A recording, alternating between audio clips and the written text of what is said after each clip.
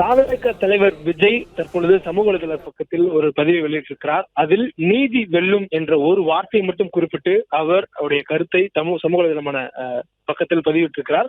குறிப்பாக இன்றைய தினம் உச்சநீதிமன்றம் கரூரில் கூட்ட நெரிசல் ஏற்பட்டு 41 பேர் உயிரிழந்த அந்த விவகாரம் தொடர்பான வழக்கை சிபிஐ விசாரணைக்கு மாற்றி உத்தரவிட்டிருக்கிறது. அது மட்டுமில்லாமல் தமிழக வெற்றி கழகத்தினுடைய பிரதான கோரிக்கையான உச்சநீதிமன்ற நீதிபதியினுடைய தலைமையில ஒரு கண்காணிப்பு குழு அமைத்து விசாரணை மேற்பட வேண்டும் என்ற அந்த கோரிக்கையும் உச்சநீதிமன்றம் ஏற்றுக்கொண்டு தற்பொழுது ஒரு உத்தரவை கொடுத்திருக்கிறார்கள். அந்த உத்தரவு வந்திருக்கக்கூடிய சூழலில் தற்பொழுது விஜய் தனது சமூக வலைதள பக்கத்தில் நீதி வெல்லும் என்ற ஒற்றை வரியில் ஒரு சமூக வலைதள பதிவை வெளியிட்டிருக்கிறார். கடந்த 27ஆம் தேதி செப்டம்பர் 27ஆம் தேதி கரூரில் விஜய் பரப்புரையின் பொழுது கூட்ட நெரிசல் ஏற்பட்டு 41 பேர் உயிரிழந்திருக்கிறார்கள். மேலும் 140க்கும் மேற்பட்டவர்கள் காயமடைந்திருந்து கூடிய சூழல்ல இந்த வழக்கு தொடர்பாக சென்னை உயர்நீதிமன்றம் பல்வேறு கருத்துக்களை தெரிவித்திருந்தது. தாவேகா மீதும் தாவேகா தலைவர் விஜய் மீதும் பல்வேறு குற்றச்சாட்டுகள் சமூக வலைதளங்கள்ல எழுப்பப்பட்டிருந்தது. அதே போன்று பல அரசியல் கட்சி தலைவர்கள் தங்களுடைய கருத்துக்களை தெரிவித்திருந்தார்கள். இதை கணக்கும் மௌனம் காத்திருந்த விஜய் அதற்கு பிறகாக ஒரு வீடியோ வெளியிட்டு தனது இரங்கலையும் தனது வலி மிகுந்த அந்த தருணங்களையும் பதிவு செய்திருந்தார்.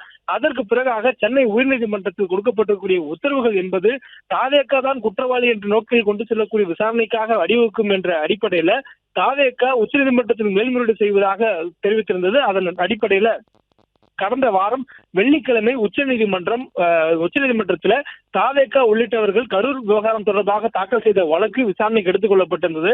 அன்றைய தினம் சென்னை உயர்நீதிமன்றம் எடுத்துக் கொண்டிருந்த தாவேகா தொடர்பாக அந்த வழக்குகள்ல தாவேகா எதிர்மனுதாரராக இல்லாத சூழலில் சென்னை உயர்நீதிமன்றம் பல்வேறு கேள்விகளை தாவேகா மீதும் தாவேகா தலைவர் மீதும் வைத்திருக்கிறது. மேலும் அது எடுக்கக்கூடிய அந்த வழக்கு என்பது ஒரு வழிகாட்டு நெறிமுறைகளை கொடுக்க வேண்டும் என்ற ஒரு வழக்கு. ஆனால் அந்த வழக்கில் கிரிமினல் வழக்கு போன்ற விசாரணை மேற்கொண்டு அதில் இந்த உத்தரவு கொடுக்கப்பட்டிருக்கிறது. கேட்டிருக்கக்கூடிய கோரிக்கை வேறு, அதற்கு சென்னை உயர்நீதிமன்றம் கொடுக்கக்கூடிய உத்தரவு என்பது வேறு என்ற கருத்தை எல்லாம் பதிவு செய்த டெல்லி உயர்நீதிமன்றம் இன்றைய தினம் டெல்லி உச்சநீதிமன்றம் இன்றைய தினம் அந்த வழக்குகள்ல தீர்ப்பு வழங்கியிருக்கிறது. மொத்தம் 5 மனுக்கள், தாவேகா சார்பில் ஒரு மனுவும் அதே போன்று பாஜக சார்பில் ஒரு மனுவும் பாதிக்கப்பட்டவர்கள் சார்பில் 3 மனுக்கள் என்று சொல்லப்பட்ட 3 மனு என மொத்தம் 5 மனுக்கள் உச்சநீதிமன்றத்தில் விசாரணைக்கு எடுத்துக் கொள்ளப்பட்டது. அதனுடைய தீர்ப்பு இன்றைய தினம் காலை வெளியாகும் என்று உச்சநீதிமன்றம் தெரிவித்திருந்தது. அந்த வழக்குல அதிரடியான தீர்ப்பாக இடைக்கால உத்தரவை உச்சநீதிமன்றம் கொடுத்திருந்தது. அதில் தமிழக வெற்றி கழகம் தாக்கல் செய்தது போலவே மிக முக்கியமான ஒரு உத்தரவாக இந்த வழக்கை சிபிஐக்கு மாற்றியதோடு தாவேகா கோரியது போல இந்த வழக்கு விசாரணையை முழுவதுமாக கண்காணிப்பதற்காக ஓய்வு பெற்ற நீதிபதி தலைமையில குழு அமைத்து உத்தரவை பிறப்பித்திருந்தது. அதில் 2 IPS அதிகாரிகள் உட்பட பங்கு பெறுவார்கள் என்று சொல்லப்பட்டிருந்தது.